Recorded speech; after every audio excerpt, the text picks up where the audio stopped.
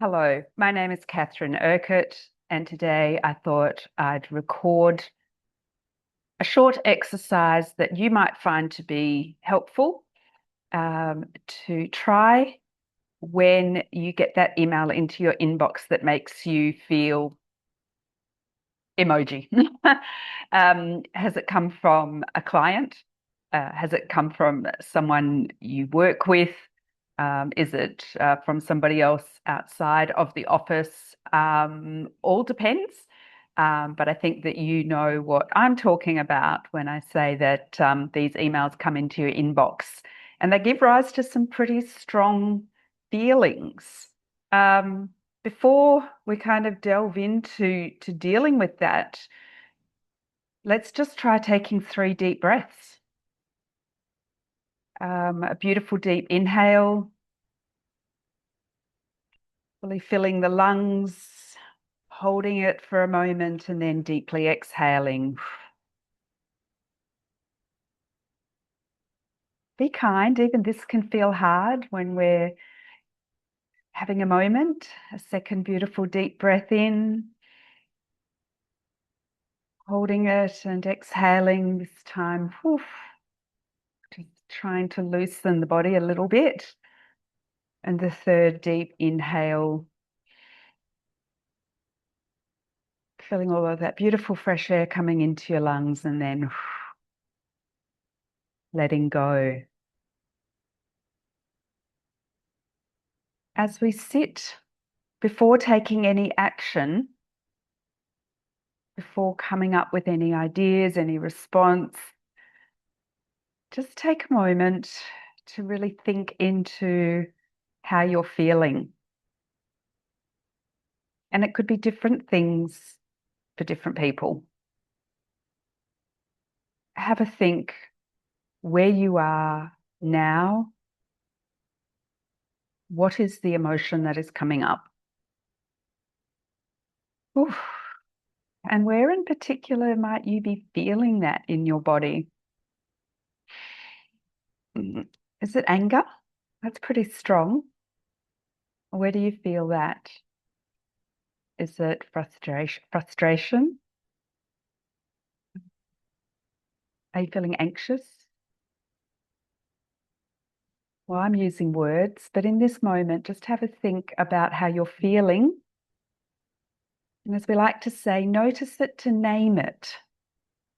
There's a sense of control, a little bit that comes back as we take a moment to not just be dragged around by these emotions, but to notice them. And ultimately, we don't want our emotions being what makes the decision for us. We don't want to lack agency.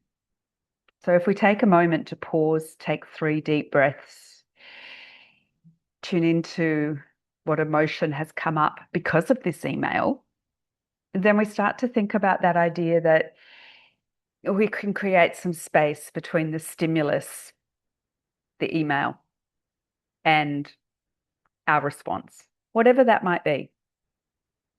But the first thing we really need to do is create that space.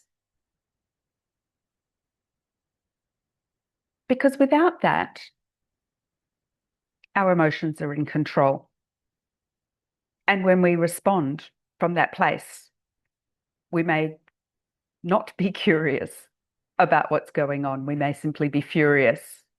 But the idea is that we want to switch away from the strong emotion to be curious and not furious. In fact, if we are able to do that, and I've got to admit it's hard, it might allow us in that pause to think about the fact that how we're feeling, how we're reacting, the story that we're playing in our mind might not actually be what the writer of this email intends.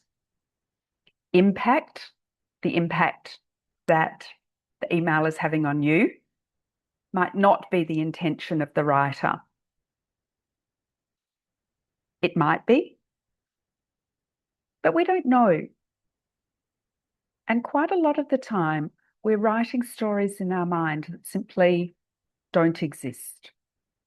our emotions are getting the better of us. Let's just try again. 3 deep breaths.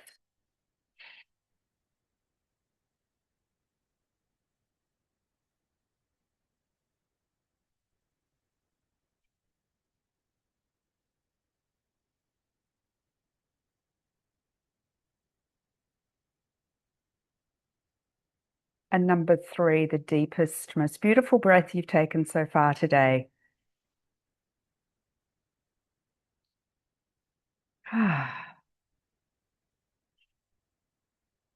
If you've got time, and I know you're probably sitting there thinking, Catherine, I don't have time.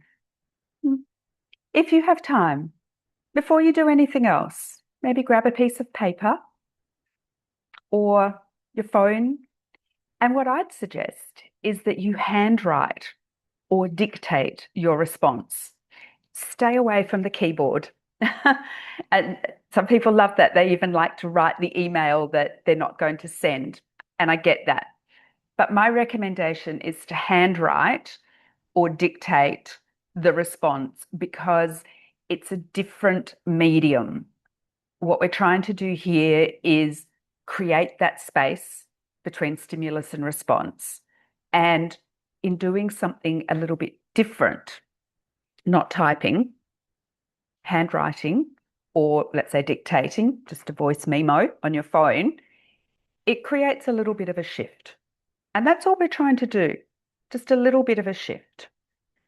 If you have time, and I get it, you might not have time, you could try 2 variations. You could write or dictate exactly the email that you think that you want to, how you actually feel. You can just get it all out, but handwrite it or dictate it. The other thing to do is write the email that would be the kindest response in this situation.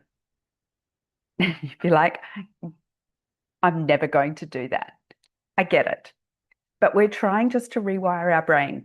So this activity of writing a kind response or dictating a kind response can create a shift in you. If all this is too hard, you don't have time, this negative emotion has welled up and it's kind of got control of you. The other thing to do that really doesn't take much time is one of these. To me, these is about movement and a physical intervention, right? A walk. It could be around the house if you're working from home. It could be down the corridor and back at the office. But the physical act of moving is quite beneficial. Even standing, stretching. It could be going to the kitchen, going to the water cooler, having a drink. There's something very physical about that. Or it might be that you redirect your attention. And one of the things that can be really helpful to create that little bit of a shift is to look at, I would say, like a photo of a loved one, family, friends, children, your pet. Maybe you've got something on the phone that you like to look at, even that. I prefer the physical, but it might be for you that it's the visual.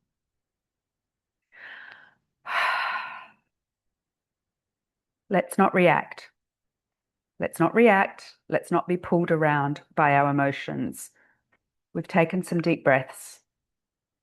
We've created that intervention. Is it a writing exercise? Is it a speaking exercise? Have we pulled in a bit of movement? And then just have a think. Do I need to do something right now? Right? Sometimes you do. But more often than not, the response can be soon, but not now, or later, but not now. Okay? They're usually the options, now, soon, or later. But sometimes there is an option of never. And so let yourself think through those options, right? That can be hard to do at the beginning, but if we calm everything down with our breathing, with our movement, with our writing or dictating, we start to open up that space. And now we're thinking of how, when we respond. If you've got the time, let's just do it again. 3 deep breaths.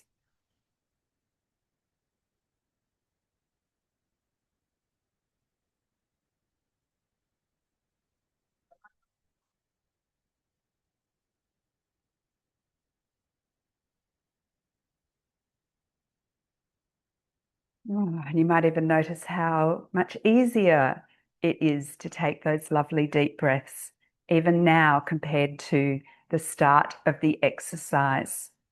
And you might also feel that you've improved the situation for yourself with that little bit of emotional regulation, so you can now move on and do what you need to do. We may not have solved all of the problems. We may not have got rid of what is a difficult matter or a difficult client or a difficult personal interaction, but you might have got yourself to the situation where you're better able to reflect before reacting, and hopefully that whatever you've done and whatever you're going to do next, it's better, even if it's just 10% better. Thank you very much for listening. I hope that you found that to be valuable.